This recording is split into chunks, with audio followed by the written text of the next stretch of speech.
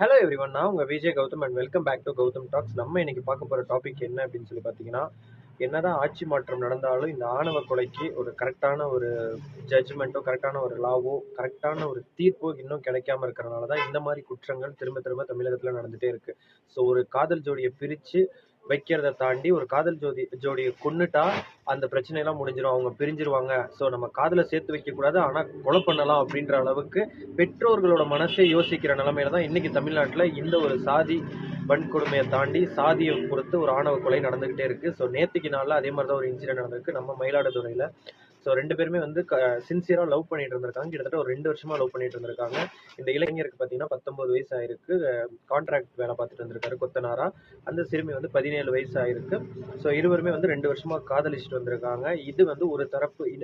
இது இவங்க ரெண்டு பேர்த்துக்கும் ஃபேமிலி பிரச்சனை. அந்த பேரண்ட்ஸுக்கு பிரச்சனை என்னன்னு பார்த்தீங்கன்னா, இந்த பையன் வந்து ரொம்ப கீழ் ஜாதி அப்படின்னு சொல்லி வந்து கீழ் சமூகத்தை சேர்ந்தவர் அப்படின்னு சொல்லிட்டு ரொம்ப நாளாக பிரிக்க ட்ரை பண்ணியிருக்காரு அவங்க அப்பா. அப்பா வந்து சிறுமியோட அப்பா வந்து இளைஞரோட அம்மா வந்து தப்பா பேசிட்டதாகவும், குடும்பத்தை பத்தி தப்பா பேசிட்டதாகவும், அடிச்சிட்டதாகவும் போலீஸ் ஸ்டேஷன்ல போய் கம்ப்ளைண்ட் கொடுத்துருக்காரு. போலீஸ் ஸ்டேஷன்ல கம்ப்ளைண்ட் கொடுத்த அந்த இரவு கம்ப்ளைண்ட் கொடுக்குறாரு. அடுத்த நாள் காலையில பார்த்தீங்கன்னா, சிறுமியோட அப்பா வந்துட்டு அதே ஸ்டேஷன்ல வந்து என்னோட பிள்ளைய காணோம், ஒரு கிட்டத்தட்ட ஒரு 6 ஹவர்ஸா காணோம், கொஞ்சம் கண்டுபிடிச்சு கொடுங்க அப்படின்னு சொல்லியிருக்காரு.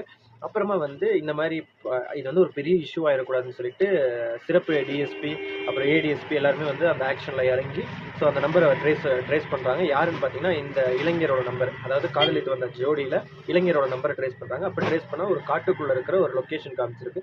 ஸோ அந்த லொகேஷன் கிட்ட போய் பார்த்தப்போ ரெண்டு பேருமே தூக்கிட்ட நிலையில இருந்திருக்காங்க. ஸோ டக்குன்னு அந்த பாடியெல்லாம் ரெக்கவர் பண்ணி போஸ்ட்மார்ட்டம் காமிச்சிட்டு கடைசியில் வந்து ஒரு ஸ்டேட்மெண்ட் கொடுக்குறாங்க, ஒருவேளை தற்கொலையாக இருக்குமோ அப்படின்னு சொல்லிட்டு. அப்போ ஒரு தரப்பு, இந்த இளைஞரோட தரப்பு என்ன சொல்றாங்கன்னா, இது வந்து சூசைட் கிடையாது, சூசைட் பண்ற அளவுக்கு அவங்க ரெண்டு பேரும் என்ன கோலையா, 2.5 வருஷம் லவ் பண்ணியிருக்காங்க, கோலையா.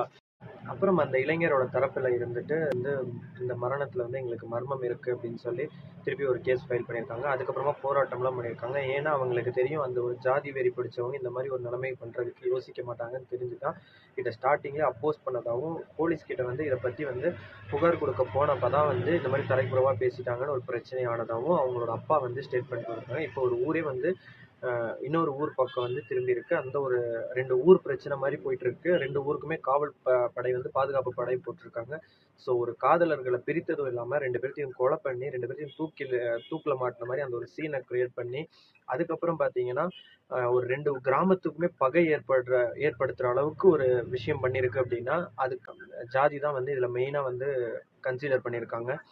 ஸோ இன்னுமே வந்து எத்தனை ஆட்சி மாறினாலுமே இந்த ஆணவ கொலைக்கு